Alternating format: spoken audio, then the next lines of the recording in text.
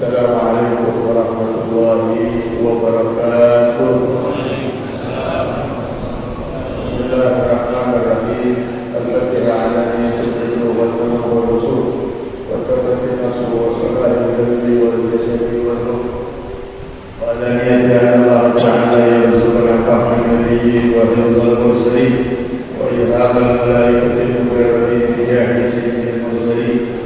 Al-Fatihah ala nabiyyina wa ala kulli niyatin salihah wa ila hadratin nabi sayyidina wa maulana Muhammadin sallallahu alaihi wa alihi wa sallam wa ashabihi wa azwajihi wa dhurriyyatihi wa ahli baitihi wa ansarihi wa ashabihi.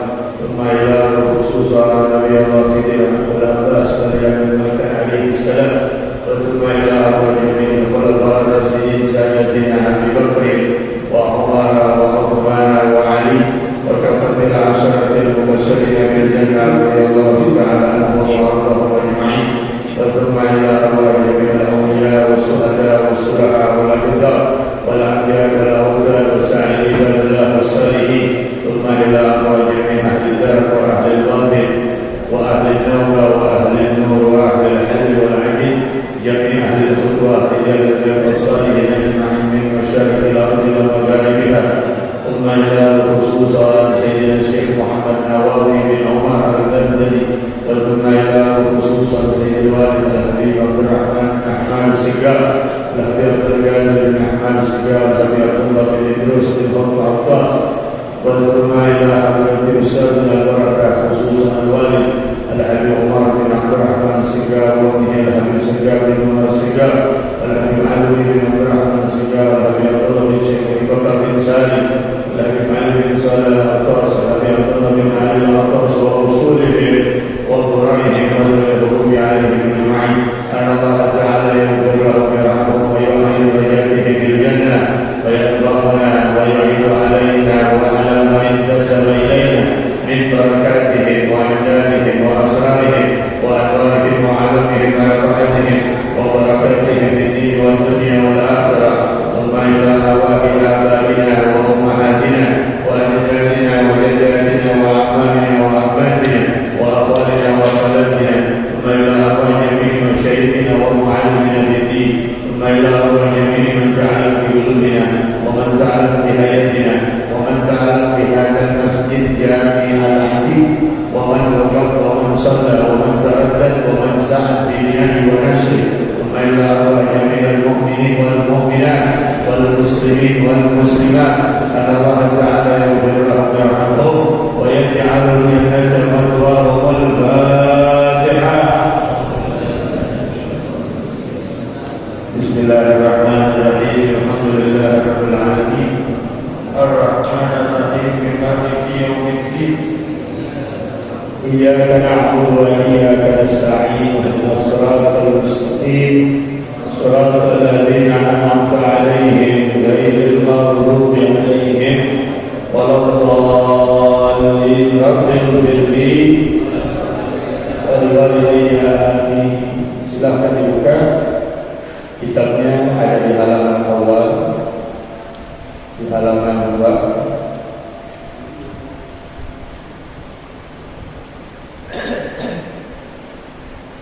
Bismillahirrahmanirrahim. Alhamdulillahi rabbil alamin wa bihi nasta'inu ala umuri dunya waddin. Allahumma salli wa sallim ala sayyidina Muhammadin wa ala ali sayyidina Muhammad miftah bab rahmatillah adada ma fi ilmillah salatan wa salaman daimaini bi dawami mulkillah.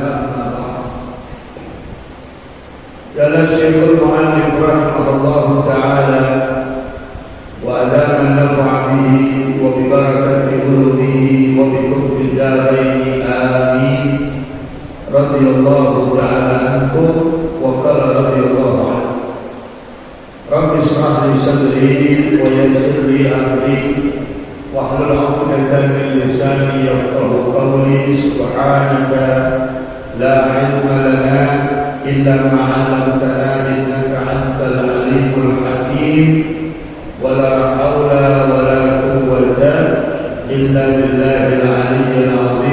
ya Fattahu ya Alim iftah alaina fathan qariba.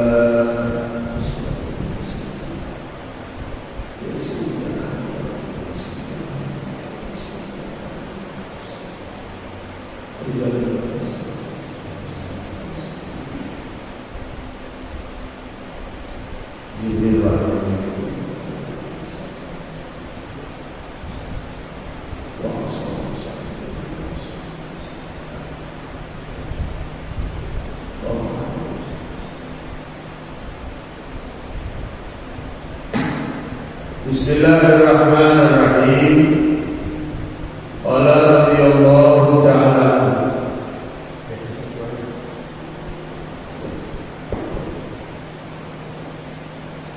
Bismillahirrahmanirrahim.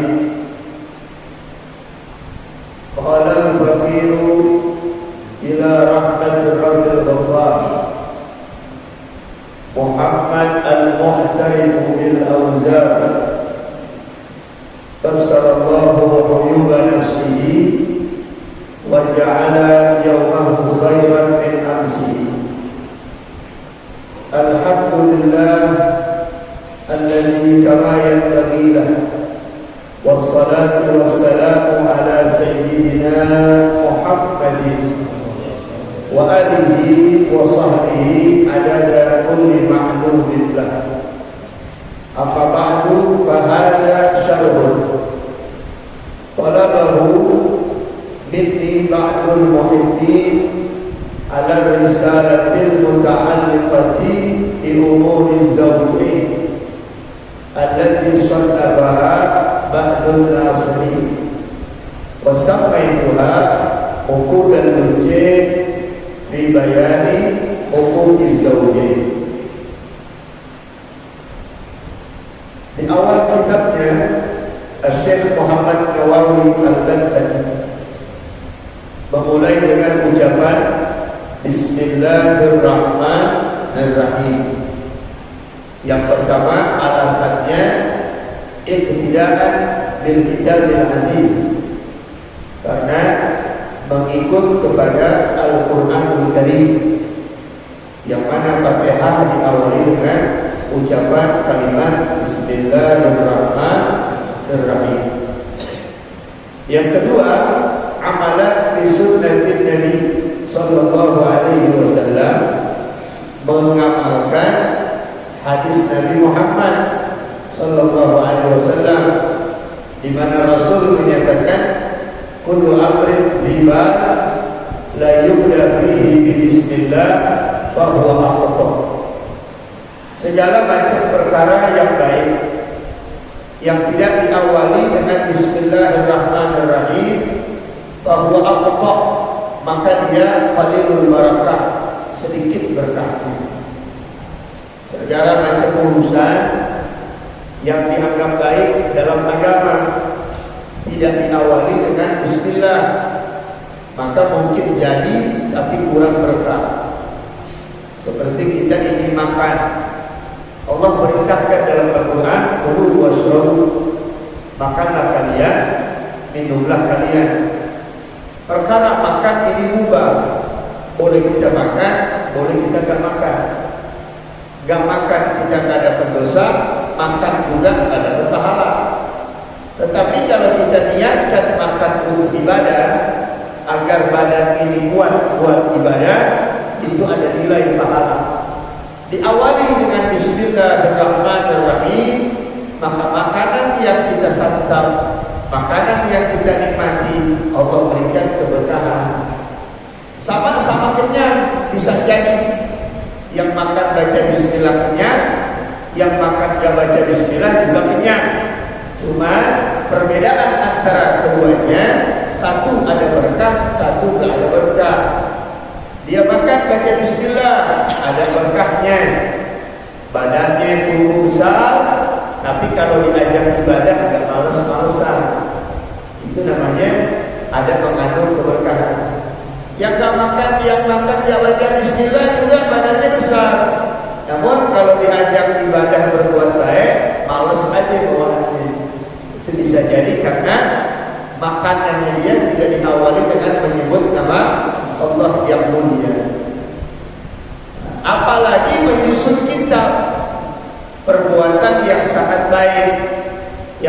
untuk dipandang baik oleh agama harus diawali dengan ucapan Bismillahirrahmanirrahim. Oleh karenanya Syekh Nawawi memulai kitabnya dengan ucapan kalimat Bismillahirrahmanirrahim. Yang ketiga, mengamalkan hadis Nabi. Man kataba Bismillahirrahmanirrahim fajawwada ta'ziman lillah ghufira lahu ma taqaddam min dhanbihi.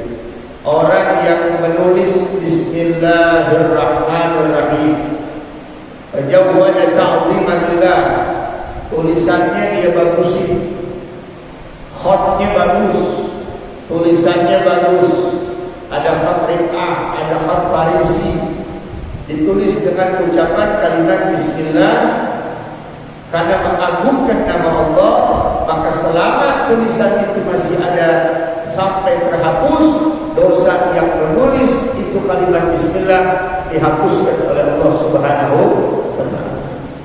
Kita bikin kaligrafi di rumah, bikin sendiri tulisan Bismillahirrahmanirrahim, sambil nulis sambil mengagungkan Asmaullah. Di situ selama tulisan itu masih ada sampai terhapus, dosa itu terus diampuni sama Allah. Yang bacanya juga sama. Orang yang baca Bismillah, kata Nabi, man qala Bismillahirrahmanirrahim marratan, siapa orang yang mengucapkan Bismillahirrahmanirrahim satu kali, ghufira, akan diampuni ma taqaddama min dhanbi, apa-apa yang telah lalu dari dosa. Dosanya diampuni juga. Ya, mungkin hari kemarin, minggu yang lalu, Ahad yang lalu kita punya dosa. Hari ini kita lihat Bismillah, hari ini kita baca Bismillah, insyaallah kita yakin dengan apa yang diucapkan oleh Nabi, kita punya dosa diampuni sama Allah. Amin ya rabbal alamin. Nah, Bismillah ini kalau kita perhatikan, semua hurufnya ada 19. Jumlah malaikatuz zabaniyah finnar, sebilangan sejumlah malaikat zabaniyah yang ada di neraka ya Allah. Di dalam neraka ada malaikat zabaniyah, ghilazun syidadun, malaikat yang kasar, malaikat yang bengis, malaikat yang tak punya sifat rasa kasih sayang. Allah nyatakan dalam Al-Quran, hu anfusakum wa ahlikum nara wa quduhan nas wal hijarah 'alaiha malaikatun ghilazun syidadun la ya'sunallaha ma amarahum wa yaf'aluna ma yu'marun. Dalam ayat itu Allah nyatakan, hu anfusakum, selamatkan diri kalian, wa ahlikum, selamatkan keluarga kalian. Dengan cara apa kita menyelamatkan diri dari api neraka, menyelamatkan keluarga dari api neraka? Adibuhum, ajarkan mereka. Didik kita punya diri, didik kita punya keluarga dengan syariat agama Allah.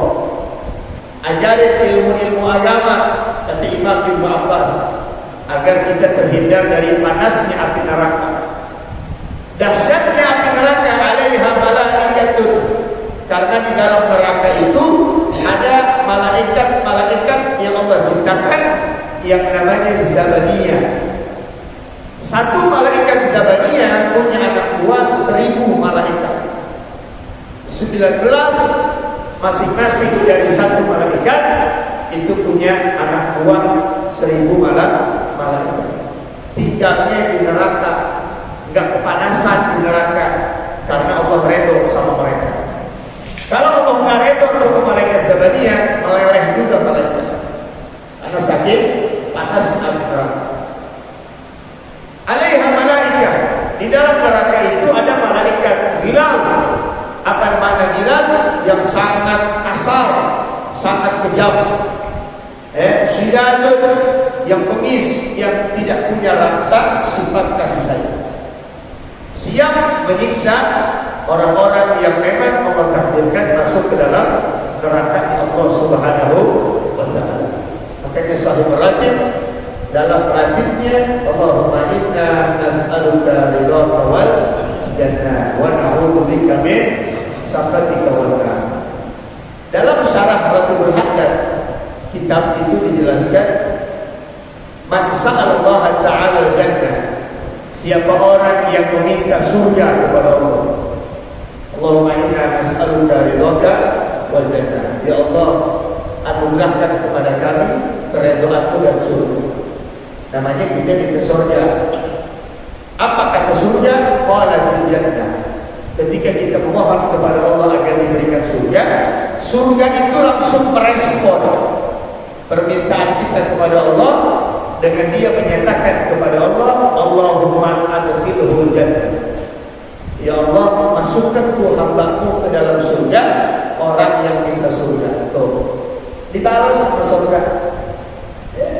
Kalau kita minta surga, surga langsung merespon jawaban kita. Doa daripada yang tidak minta sama Allah. Wa na'udzubika min sakhatika wan nar, dan saya juga berlindung dari panasnya api neraka. Ketika kita minta perlindungan kepada Allah dari neraka, itu neraka juga ngomong, Allahumma ajirhu minan nar. Ya Allah, selamatkan ini orang dari panasnya api neraka. Oleh karena itu, Sahibul Ratib tulis doa, Allahumma inna nas'aluka ridhaka wal jannah. Bagus kalau kita baca selain di saat baca ratib.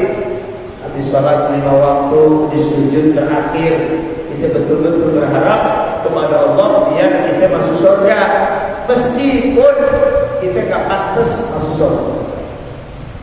Ilahi lastunil irdausi ahla wala aqwa ala naril jahimi fahabli taubatan wa ghfir dhunubi fa innaka ghafirud dzambil azim. Seorang ulama yang bernama Imam Abu Nuwas, dia ngomong sama Allah, ya Allah, saya gak pantas masuk surga. Sadar diri, lemah, kurang ibadah, kurang sempurna, kurang syukur, kurang sabar. Makanya beliau bilang, ilahilas tulil firdausi ahla. Ya Allah, saya kayaknya gak pantas kalau ada di surga, karena mengakui kelemahannya. Kalau kita kan dikit-dikit kita surga,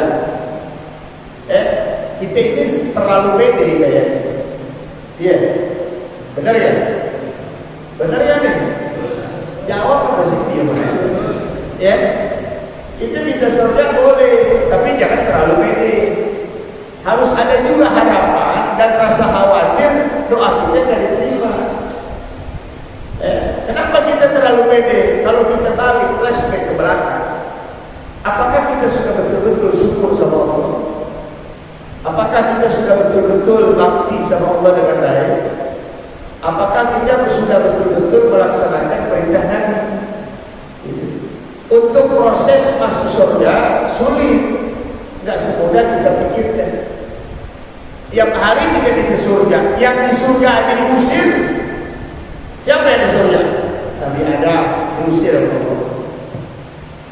Iblis diusir oleh Allah. Nabi Adam cuma punya satu kekhilafan, itu pun menurut kita. Tapi Nabi masuk, nggak punya dosa. Makan buah kuning nggak dosa, ya. Kata Imam Junaid Al-Baghdadi, kalau saya jadi Nabi Adam, bukan satu yang saya makan, semuanya saya makan. Karena nggak ada buah yang ada di surga itu jelek, nggak ada, semuanya bagus. Iblis punya keyakinan kalau Nabi Adam makan itu, maka dia akan diusir. Begitu.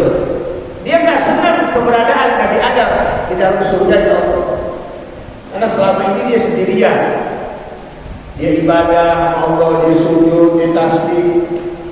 Begitu ada Nabi Adam, timbul rasa hasad, iri dengki sama Nabi Adam. Yang pertama kali makhluk hasad itu iblis. Yang pertama kali makhluk sombong itu iblis. Karena dia menyatakan ana khairun min Adam. Khalaqtani min nar wa khalaqtahu min tin. Saya lebih baik dari Adam, hai Allah, hai Tuhanku, karena kau ciptakan dia dari tanah, sedangkan saya dari api. Merasa baik, Allah usir dari surga. Itu, paham gak? Itu dia sombong sekali, diusir sama Allah. Nabi Adam melanggar perintah Allah, diusir dari surga. Kita udah banyak dosa, sombong sama orang mulu, minta surga. Kira-kira pantas gak? Pantas gak? Introspeksi diri aja. Boleh kita minta Allahumma inna nas'aluka, harus, tapi harus punya juga kewaspadaan, kekhawatiran, khawatir kita punya harapan dan diterima sama Allah karena saking banyaknya kita punya kesalahan dan dosa. Makanya jadi mukmin yang baik begitu melek mata niat. Alhamdulillah alladzi ahyana ba'da ma amatana wa ilaihi nusyur. Niat dalam hati, ya Allah, hari ini saya ingin berbuat baik, saya ingin nolong orang, saya ingin melaksanakan ibadah dan begitu. Kalaupun siapnya itu nggak terlaksana, saya hari ini kayaknya sholat duha, contohnya nggak sholat duha, udah dapat pahala tuh, tapi besok jangan mundur lagi. Hari ini saya pengen bantu orang, ya Allah. Hari ini saya pengen nolong orang. Hari ini saya pengen nyelesain hajat orang. Kalau ada orang minta tolong sama saya. Hari ini saya pengen hadir majlis taklim. Hari ini saya pengen baca Quran. Hari ini saya pengen silaturahmi. Begitu tuh. Kalau bangun tidur niat-niatnya baik. Yang mudah-mudahan kita berharap dari sekian amal ibadah yang kita lakukan ada 1, 2, 3 yang diterima sama Allah. Yang mungkin itu jadi bekal kita buat menuju ke surga Allah. Mudah-mudahan kita semua ahli surga. Amin ya rabbal alamin. Makanya jangan putus baca ya Allah biha, ya Allah biha, ya Allah bi husnil. Akhiri setiap doa kita dengan ya Allah biha. Itu harapan kita. Kita minta biar mati husnul khatimah. Karena belum tentu kita hadir di Masjid Al-Atiq di akhir hidup mati husnul khatimah. Belum ada jaminan. Allah suruh wala tamutunna illa wa antum muslimun. Jangan kau mati kecuali dalam keadaan muslim. Artinya tidak ada jaminan dari Allah. Meskipun kita sudah muslim, beriman kepada Allah, di akhir hidup kita bisa mati dalam keadaan husnul khatimah. Tapi yang namanya orang biasa ibadah, baca Quran, sholat jamaah, hadir majlis taklim, jauh daripada mati suul khatimah. Tapi tidak ada menjamin. Yang kita berharap sama Allah biar diberikan husnul khatimah. Itu kalau kita baca ya Allah biha, ya Allah biha 3 kali. Al-Imam Al-Qutub Al-Habib Ahmad bin Muhammad Al-Mihdar punya putra namanya Habib Muhammad bin Ahmad Al-Mihdar di Bondowoso. Makamnya di Ampel dekat dengan Habib Muhammad bin Idrus Al-Habsyi. Bertua dengan mantu 1-2. Ayahnya namanya Habib Ahmad bin Muhammad Al-Mihdar. Yang nyusun qasidah ya Allah biha, ya Allah biha, ya Allah bi husnil khatimah. Itu beliau menyatakan, bahkan dalam hadis dikutip dalam kitab An-Nasihah Diniyah, Sahih Rajib menjelaskan orang yang baca ya Allah biha, ya Allah biha, ya Allah bi husnil khatimah 3 kali aja. Tadi itu kita sholat doa, habis sholat subuh kita doa diakhiri dengan ya Allah, ya Allah biha. Itu setan roja'a ila qaumi. Ketika kita selesai baca, setan yang godain kita nih, dia balik ke kelompok. Lalu dia bilang qasama ibnu Adam Zuhri. Tulang punggung saya retak. Kata setan. Gara-gara ada umat Nabi Muhammad, keturunan Adam minta husnul khatimah. Dia menjerit tuh setan. Menjerit karena khawatir dia gagal membuat hamba itu jadi suul khatimah berkat dia baca ya Allah biha, ya Allah biha, ya Allah bi husnil khatimah. Jadi kalau kita mau bikin setan itu dongkol, gampang. Baca aja. Setan marah aja itu. Kalau mau setan marah sama kita, setan gedek sama kita, baca ya Allah biha, ya Allah biha, ya Allah bihusnil. Jangan akrab sama setan. Setan jangan diakrab-akrabin. Patahin tulang punggungnya, hancurkan keadaannya, karena dia aduul mubin, musuh yang nyata buat kita. Sama setan jangan akur. Sama setan dia musuh-musuhan gak apa-apa. Tapi kalau sama saudara kita, sama tetangga, sama saudara muslim, jangan pada musuh-musuhan. Ini dibalik. Sama saudara mendongkol-dongkolan, sama setan akrab benar. Bagaimana akrabnya? Nah itu nafsu diturutin. Biar jahat ke saudara, dibahin saudara, fitnah saudara, macam-macam. Padahal saudara seagama, padahal saudara kandung, padahal kerabat, kemarin akur, giliran sama setan, ada akur. Nah itu kelebihan manfaat kita baca Bismillah. Masuk rumah baca Bismillah, keluar rumah baca Bismillah, mau makan baca Bismillah. Biasain begitu. Masuk kamar mandi baca Bismillah, baca doa. Kita masuk baca Bismillah masuk rumah itu dalam kitab Asrarul Basmalah. Ada kitab namanya Rahasia Bismillah, dikarang oleh Imam Al-Habib Muhammad Said Al-Idrus. Itu khusus tuh menerangkan tentang fadilah keutamaan rahasia baca Bismillah. Kitabnya lumayan tebal.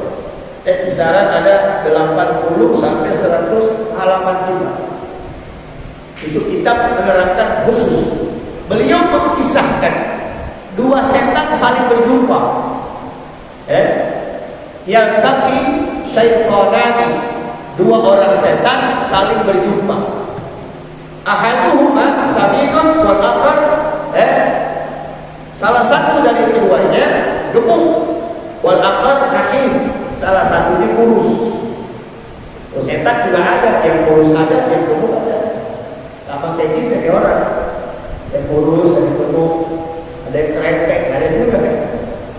Kata setan yang kurus, ente gemuk banget punya badan. Kenapa tuh ente punya badan gemuk banget? Fakaifa ana bisaminin, bagaimana saya enggak gemuk? Urafiqul kafir, saya selalu mendampingi orang kafir. Idza akala lam yusalli, kalau dia makan dia nggak baca Bismillah. Disitulah saya nimbrung ikut makan. Gitu. Wa idza dakhala baitahu, kalau dia minum, idza syariba, kalau dia minum, faqala lam yakul Bismillah, pun dia nggak baca Bismillah. Saya pun ikut minum. Diminum air, diminum apa aja, orang kafir mana baca Bismillah. Dan kalau dia masuk ke rumah, idza dakhala baitahu lam yusallillah, dia pun enggak menyebut nama Allah. Pada khalqu, saya pun ikut masuk. Wa idza dakhala, dia tidur namanya Bismillah, saya pun ikut tidur bareng sama dia. Yang lebih ekstrem, wa idza yujabiru zawjatahu, kalau dia gauli istrinya, hubungan badan dengan istri, dia enggak baca Bismillah, saya pun doain dikit di sini. Paham? Itu setan itu. Bagaimana dengan keadaan muslim? Muslim, saya tidak bisa kemenin kalau dia membaca Bismillah. Itu setan. Yang gemuk tanya lagi, lalu kenapa kerempek banget badan? Kurang gizi apa itu? Ada setan yang kurus deh, bilang, bagaimana bisa gemuk? Hidup Anda siap. Ditugasin sama bos, sama atasannya buat nemenin orang muslim. Ya kalau dia makan dia baca Bismillah, saya meleleh. Artinya saya nyingkir, karena Nabi bilang, man qala Bismillahirrahmanirrahim daba syaitan kama yadubur rasos ala nar. Ini ada hadisnya di kitab Tadhkirul Qaul. Siapa orang yang baca Bismillahirrahmanirrahim, satu kali dia baca, itu setan jadi meleleh, lumer, seperti melelehnya timah kalau ditaruh di jarang di atas api. Kita punya timah, jarang di atas api, meleleh kan? Itu setan begitu keadaannya. Kalau kita baca bismillah, dia minum baca bismillah, saya nggak bisa itu minum. Panas, meleleh, saya minggir. Aus juga, udah lapar aus aja. Dia masuk rumah baca bismillah, ya udah, ada di luar aja, panas-panasan, hujan-hujan. Giliran terik panas, saya kepanasan, hujan, saya kedinginan, ada setan. Gitu. Begitu dia baca, masuk rumah, baca bismillah, dia gaul sama istrinya, ada dengar suaranya doang. Ada setannya, paham gak? Ya makanya kalau ada suami istri melakukan hubungan badan, gak baca bismillah, gak baca doa, gak baca surah Al-Ikhlas, wajar kalau anaknya sifatnya kayak setan. Disuruh sholat, gak mau mulu, disuruh ngaji, gak mau mulu. Karena proses pembentukan awalnya gak menyebut nama Allah. Kita harus baca tuh. Kalau kita mau jima sama istri, baca Bismillahirrahmanirrahim. Allahumma jannibna minasyaitan wa jannibna syaitan ma razaqtana. Baca kulhu satu kali, baca takbir, Allahu Akbar. Gitu. Ini yang kecil-kecil jangan dengerin. Itu nanti ada kita pilih. Baca kulhu sekali, baca takbir, tapi jangan kencang-kencang. Apalagi tinggal numpang sama mertua. Kata mertua di mertuanya, kenapa takbir? Kenapa takbir?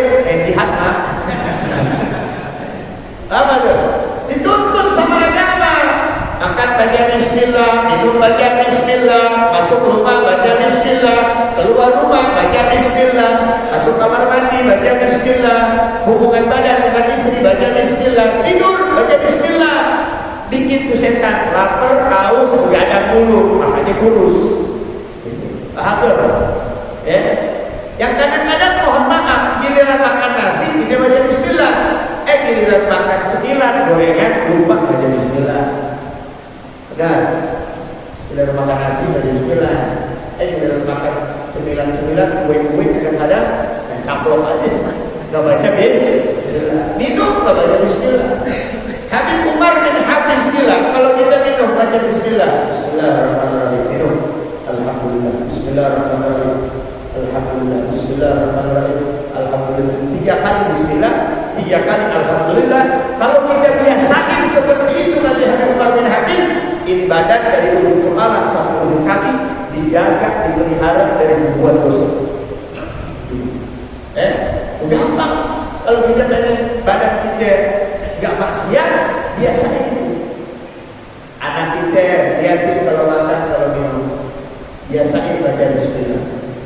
Agar itu sudah menjadi ingatan dalam otaknya bahwa apa yang diajarkan orang tua, dia gak bakal lupa.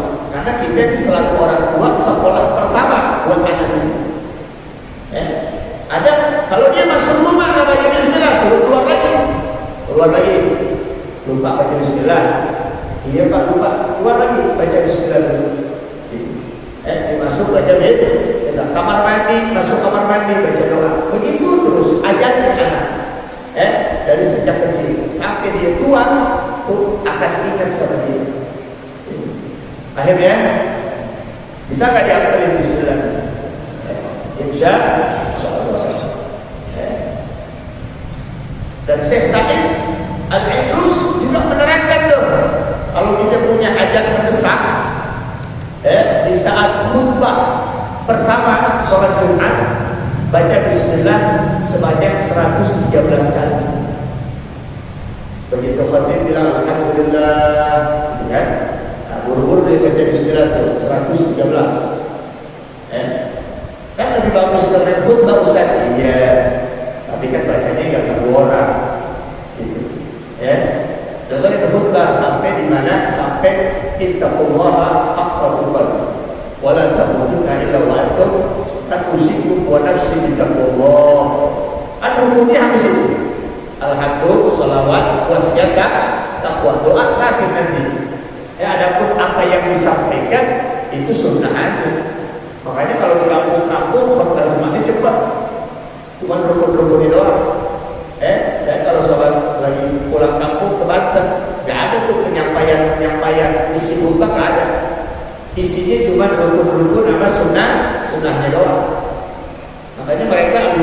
Jumat, sholat zuhur lagi karena waktunya masih banyak. Baca tuh, kalau kita punya hajat mendesak. Dan minta sama Allah, ya Allah berkat hari Jumat dengan keagungan Bismillah, kebesaran Bismillah, saya punya hajat ini ya Allah. Tolong kabulkan saya punya permintaan. Insya Allah tuh, kalau kita punya hajat dunia akhirat dikabulkan sama Allah. Jadi banyak sekali fadilah-fadilah orang mengucapkan Bismillahirrahmanirrahim. Qala al-faqir, berkata al-faqir di Syekh Nawawi, qala al-faqir ila rahmati rabbil ghafar Muhammad al-Muqtarib al-Auzar. Berkata orang yang fakir. Apa artinya fakir? Orang yang butuh ampunan Allah, orang yang butuh pertolongan Allah, orang yang butuh doanya guru, itu namanya al-fakir. Doa orang yang butuh keselamatan, orang yang butuh syafaat Nabi, orang yang butuh doa orang tua, namanya al-fakir. Makanya kalau sama orang tua jangan ngomong anak, sama guru jangan ngomong anak. Kita ngobrol sama guru, kita selaku murid bilang al-fakir Ustaz. Itu bentuk tawadhunya murid kepada guru. Jangan ngomong sama guru, anak ente kemana satu hari? Gak kelihatan, sakit. Kurang sopan. Karena anta itu untuk dialog dengan seumuran atau di bawah kita. Gurunya seumuran, gurunya lebih muda, tapi namanya guru tetap harus dihormati. Jadi kita ngomong sama dia, sama beliau al-fakir, ketawaduan, kerendahan hati. Nabi katakan at-tawadhu rufi wa man takabbar hudi. Orang yang tawadu, rendah hati, diangkat derajat. Orang yang sombong akan dijatuhkan derajat. Sama orang tua ngomong al-fakir. Al-fakir ibu, al-fakir ayah, itu baik. Begitu juga bapak ibu itu. Mulai sekarang dah perhatian. Qala al-faqiru ila rahmati rabbih. Berkata orang yang butuh rahmat Tuhan. Al-Ghaffar, orang yang butuh rahmat Allah yang Maha Pengampun. Siapa namanya? Muhammad Nawawi. Muhammad bin Nawawi bin Umar Al-Jawi atau Al-Bantani. Asalnya Syekh Nawawi dari Serang. Kampungnya namanya Tanara. Tinggal kecil sampai usia 3-4 tahun di Serang. Nah, nama ayahnya namanya Syekh Umar bin Arabi. Nama ayahnya Umar. Nama beliau namanya Muhammad Nawawi. Dinamai Nawawi karena mengambil berkah kepada Imam Nawawi.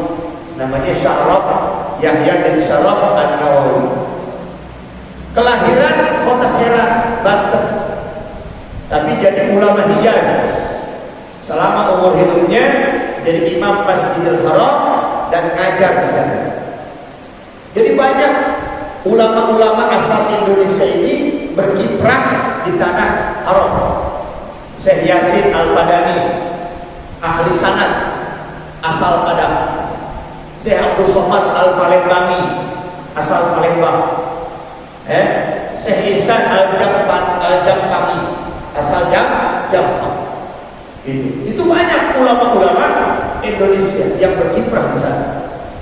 Syekh Nawawi kelahiran kota Tanara, Serang, meninggal di Mekah, kuburannya di Maklah, dekat makam Siti Khadijah di sini. Di Baitul Zubair juga dekat di sini. Satu area, satu makbarah. Waktu kecil di Syekh Nawawi diajarkan oleh ayahnya Syekh Umar, diberangkatkan ke Mekah untuk menuntut ilmu. Usianya berapa? Kurang lebih 4 tahun. Gitu. Di saat usia 4 tahun ini beliau berangkat ke Mekah.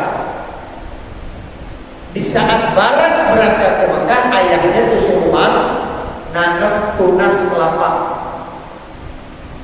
Kata si Umar ngomong sama anaknya, hai anakku Muhammad, jangan ente punya keinginan pulang ke tanah air sebelum ini tunas kelapa tumbuh jadi besar dan berbuah kelapa.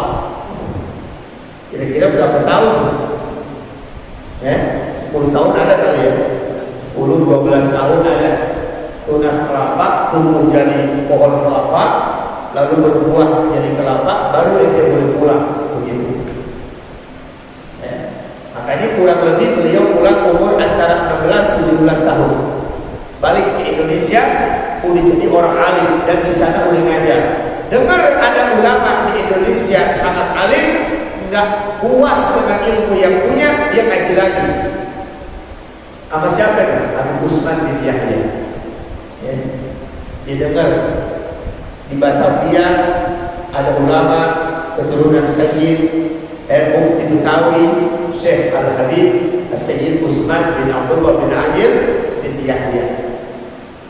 Diketemuin tuh di Pekojan. Saat itu Habib Usman bin Yahya sedang menetapkan arah kiblat. Ini salah satu karomah Syekh Nawawi. Menetapkan arah kiblat, mampirlah Syekh Nawawi ke situ, temuin, cium tangan, mengenalin diri, Al-Fakir Muhammad Nawawi, ingin belajar dengan antum wahai Habib. Ini Habib Usman belum kenal siapa Syekh Nawawi. Masih muda, umur 17 tahun. Begitu ditanya, Habib sedang apa? Saya sedang menentukan arah kiblat. Syekh Nawawi bilang, maaf, ini arah kiblat antum kurang tepat. Ke arah kiblat, ke arah Ka'bah itu kurang. Enggak, udah tepat kok nih. Kata Syekh Nawawi belum warna sedikit lagi. Dari mana ente tahu? Kalau antum izinin saya akan tampakkan. Boleh, dibuka jubahnya, kelihatan ke Ka'bah. Dibuka, dia punya jubah, kelihatan bagaimana posisi Ka'bah. Ini salah satu karomah yang dimiliki Syekh Nawawi Al-Albani. Jadi kalau wali-wali itu punya karomah, Habib Usman cium tangan lagi. Itu bagaimana mau ngaji apa ada? Arah kiblat aja tahu begitu. Akhirnya balik lagi ke Saudi, balik lagi ke Mekah, ngaji lagi di sana, ngajar ngaji sampai jadi ulama Hijaz, dan meninggal di sana. Jadi kita nyebutin biografinya orang soleh ini di tempat ini turun rahmat. Idza dzikri sholihin tanzilur rahmat. Ketika disebut biografi manaqib orang-orang soleh, yakini oleh kalian kata Nabi, kalian sudah diampuni dosa. Jadi kita nyebutin nama Syekh Nawawi ini, pulang dari masjid, insyaallah dosa kita habis. Itu baru satu orang soleh. Bagaimana kalau kita nyebutin biografi para aulia yang lain, orang-orang soleh yang lain.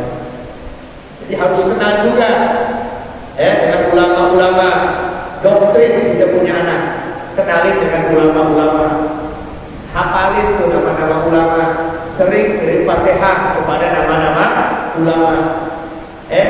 Ada ulama menyebutkan man tawassala ila awliyaillah fi hayati.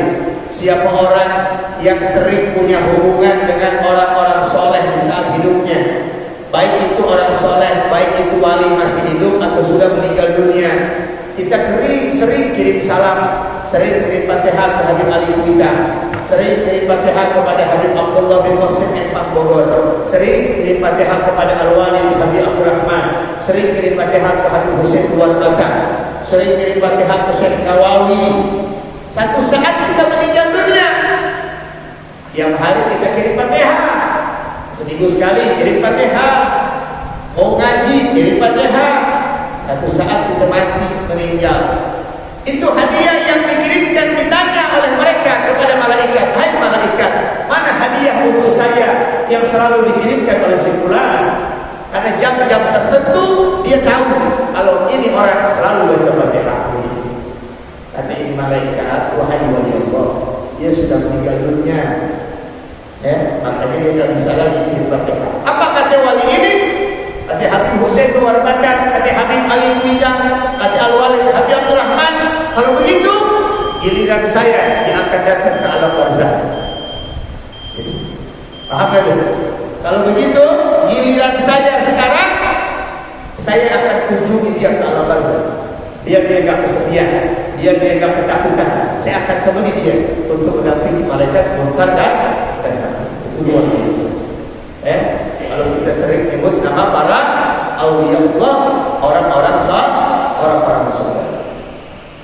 Al-Mu'tarid bil-Awzar, namanya Muhammad Nawawi yang mengakui dosa-dosanya. Sekelas Syekh Nawawi masih ngakui dosa.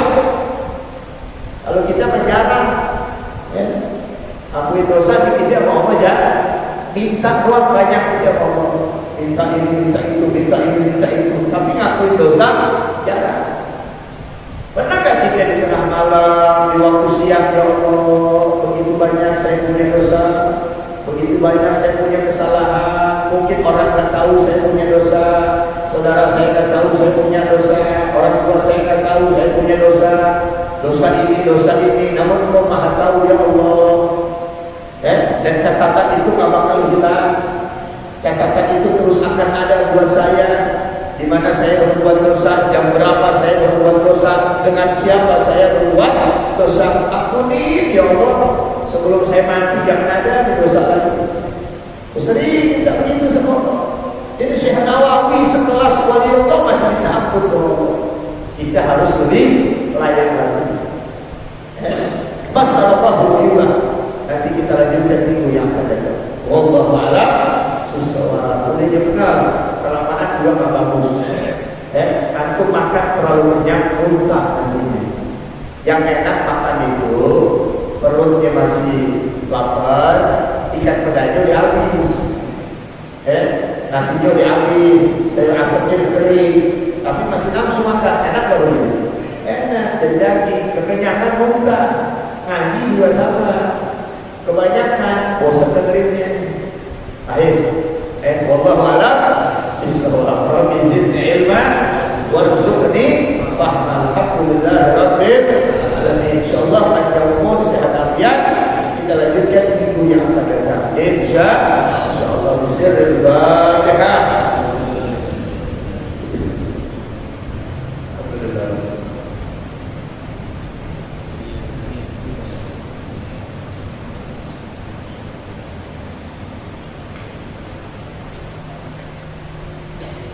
Bismillahirrahmanirrahim. Alhamdulillahirabbil alamin. Allahumma shalli wa sallim ala sayyidina Muhammad wa ala ali sayyidina Muhammad. Allahumma hdina fiman hadait wa 'afina fiman 'afait, tawallana fiman tawallait, wa barik lana fima a'tait, wa qina syarra ma qadait. Allahumma inna nas'aluka 'ilman nafi'an wa 'amalan mutaqabbalan wa rizqan thayyiban. Allahumma anzil qalbana 'ala ta'alluqi biman dunak waj'alna min qaumin tuhibbuhum wa yuhibbuna. Wa sallallahu ala sayyidina Muhammadin wa alihi wa sahbihi wa sallam. Walhamdulillahi rabbil alamin. Assalamualaikum warahmatullahi wabarakatuh.